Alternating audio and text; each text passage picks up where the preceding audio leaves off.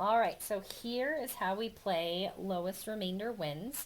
You're going to need 2 regular dice with the dots 1 through 6, and then 1 0 through 5 dice, and a spinner. And we each roll a dice to see who's going to go first. So Miss Buell gets to go first. So Miss Okay. Buell is going to spin. Okay, so I am going. No. Flip it I'm over. not. I'm going to do it on the right side so that it spins to 4. So that means that I'm going to have 4 as my total down there. Now I found that one group of 4 is 4, but now I need to find 10 groups of 4. So what I do to the top, I got to do to the bottom. 1 times 10 is 10, so then 4 times 10 is 40. Okay. And then we had to put the number that Miss Buell spun as our divisor. So that goes outside of our box. And then each one of us gets a chance to roll the 3 dice. So I rolled a 2, a 6, and a 1. And I want to arrange the numbers so that they'll have the lowest remainder possible when being divided by 4. And I'm going to go 216 because I know 16 goes into 4. So I'm hoping that I'll get lucky. So I'm going to do 216. And then Miss Buell is going to roll hers. Okay, 6, 3, and a 6, 3, and a 2.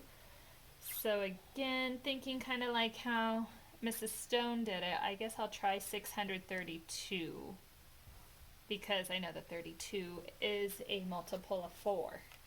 So I'm going to write that under 632. All right, and so then we're both going to work at the same time to solve our division problems. So depending on what you know about division already, you can solve it in a long division, or you can solve it in repeated subtraction, or you could also use this ratio table up top to see if you could get your total here down in this bottom row. Okay, so that's what we would do.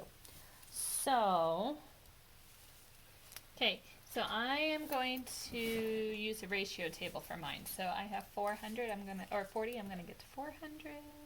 So I'm gonna times it by 10 to get to 400. I don't want to get to 400, so I'm going to go to 20. That's going to get me to 80. And then I'm going to double again, 40 to get me to 160. Can't double again because that'll be too many, but I could add these two. So I'm going to go to 50, and that's going to give me 200.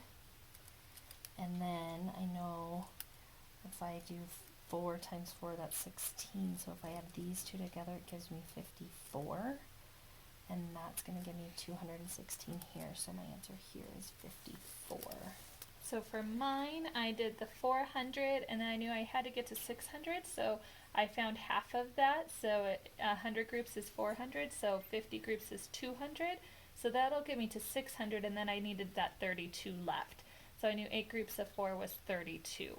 So my answer is going to be 100 plus 50 plus 8. So I have 158, and I have no remainder.